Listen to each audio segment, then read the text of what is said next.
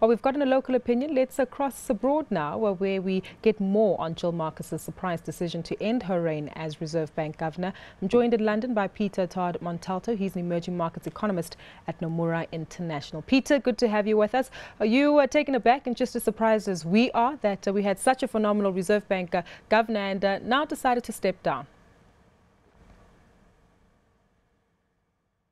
Well, it's a very sad day. I think we should start by saying that. I mean, Gill Marcus has accomplished an awful lot in her term as governor. She professionalised an institution to a very large degree. She's taken the statements to be far more detailed and complex, analysing all different risk elements that are out there, and a much more international focus as well as being more open to talking to civil society, to be more engaging with analysts, certainly, than Tito was before.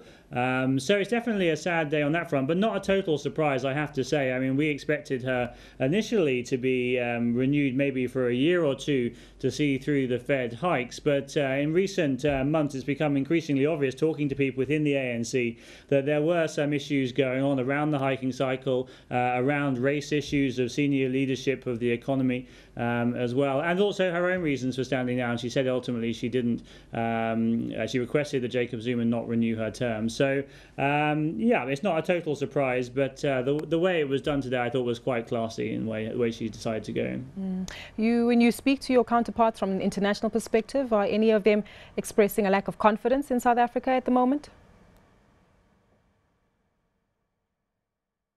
Well, I mean, seeing a new governor come through, it's most likely to be either Lesetja Kanyako or maybe Daniel Manelli. If Lesetja is the front runner, or Daniel, I mean, there's going to be policy continuity. There's no reason to see that SARB credibility would be questioned. There would be business as usual, very much. So I think markets on that front are not particularly worried. I mean, if Jacob Zuma decides to appoint an outsider, I think there would be more concern. I've tried to go through basically all the possible people that it could be out from outside the SARB, and it'd be very hard to find someone who could fill her shoes, certainly from outside the bank. So assuming it's someone inside the bank, I think the markets will not be particularly worried.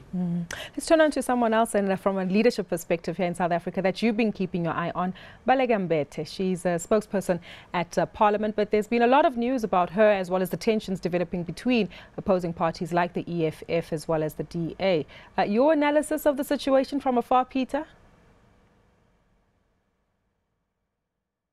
Well, it's two strikingly different institutions, the SARB, which is seen as very credible and independent, and the Parliament, which as an institution should be independent and the voice of the people to hold the executive to account.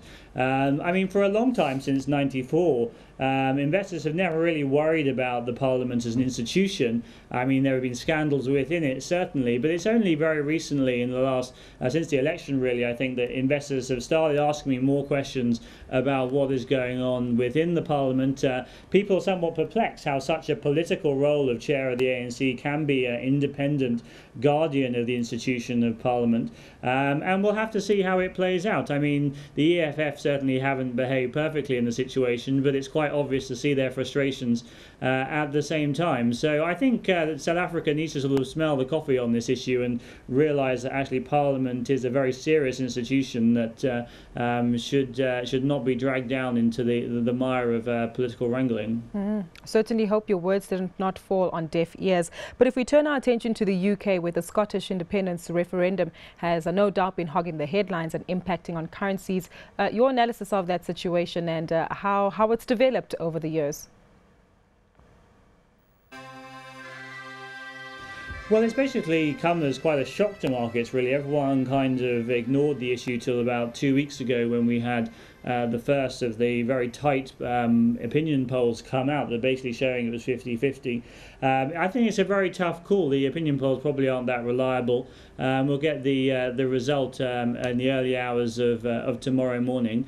I think it will be a marginal no vote, given the very difficult sort of birthing period of a new state that Scotland would have, unable to join the EU for maybe 5, even 10 years, unable to join NATO as well, and also, yeah, the issues around the currency, around financial stability at the same time. So I think maybe marginally a no vote, but it's going to be a very close call, and regardless of the outcome, there's going to be very serious shifts in the constitutional makeup of the United Kingdom on either side, which are not necessarily that positive for the UK in the long run.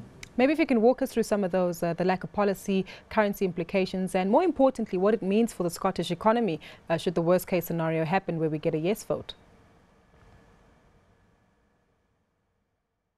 Well, I think there would be no problem structurally or economically in having a proper currency union where you learn the mistakes from the Eurozone, you have very tight fiscal targets for the Scottish economy, but that's quite clearly totally incompatible with what the SNP want for Scotland, with the higher level of deficit that they run at the moment, given the higher funding they get given by Westminster. I don't think the ANC, sorry, not the ANC, the SNP would accept that solution. And using the currency on their own without the backstop of the Bank of England, I think would cause massive capital flight, massive uncertainty in the economy, which would ultimately harm potential growth there and the ability for banks to support investment and things like that. It's going to be a very difficult path as well to set up their own currency, but probably that is the most sustainable solution in the long run, I would suggest. If they do go down the route of trying to use the pound without the backing of the Central Bank of England, then I think they would ultimately end up having to use their own currency in a few years' time anyway.